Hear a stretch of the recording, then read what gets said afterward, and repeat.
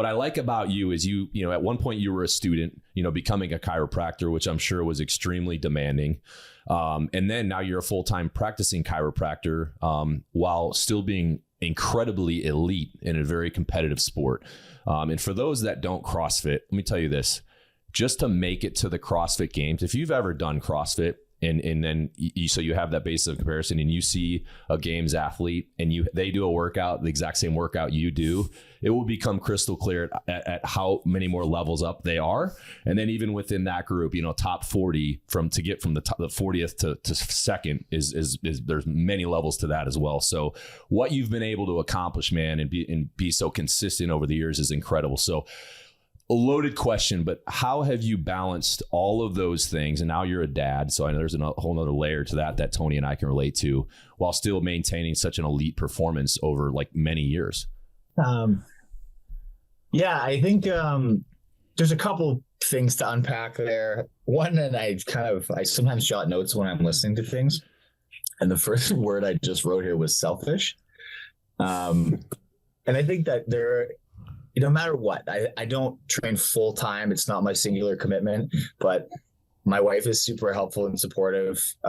She works a ton as well. And a lot of what enables me to do what I do and have been able to do so for so long is that you're able to kind of lean on each other when you absolutely have to. And people are there to help pick up the slack when you can't do it.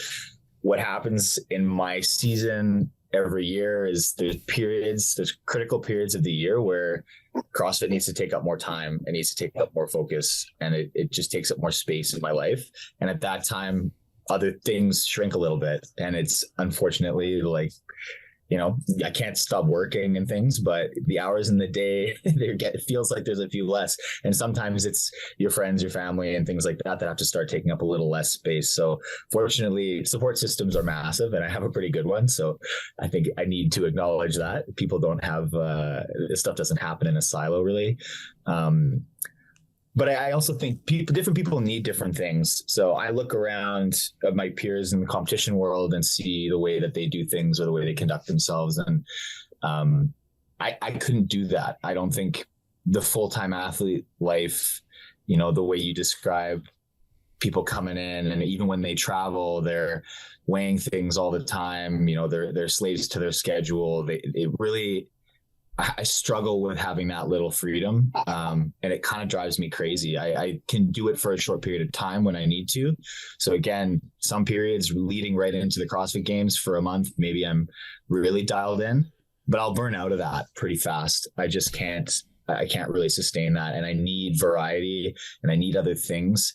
So I kind of, over the years, you learn about yourself. And when I was a student, I only had certain hours that I could train, or I had to really figure out, you know, what worked well for me, because I needed to be very efficient with my time. So I learned pretty fast that I was quite a good learner, independent learner. So I did a lot of independent learning, and I would pack, you know, 2 hours in at the library. But then same thing, I couldn't do more than that. I would start to run out of gas, and, you know, you start reading the page 10 times and not retaining anything.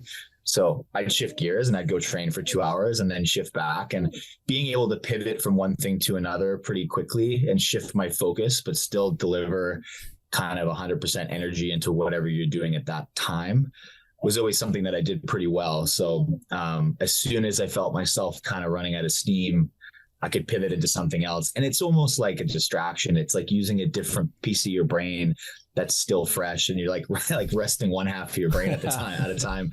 And then you kind of like, you can turn it into something else and do it. But I always found that if I'm too all in on one thing, it starts to stress me out. It causes me like significant amount of anxiety. And I think the stakes become incredibly high.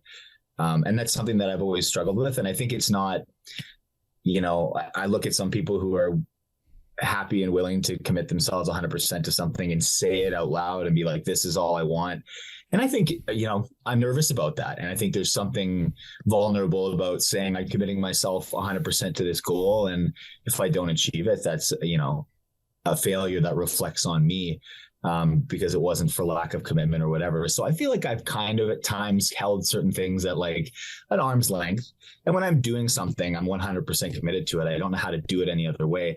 But I think I've allowed myself to maintain other things in my life that take up a lot of space as almost a distraction, in a way to like turn away and refresh my brain and just sort of like rinse it out and say, hey, you can do something else. It allows me to keep perspective when I focus on myself at the gym all the time. And then I go to work the next day and I have to listen to other people's pains and problems and things like that. It sort of provides a little perspective on how frustrated I was about that pull up that I missed, or that muscle up that was really hard. Like, it just kind of, it helps me stay a little bit level.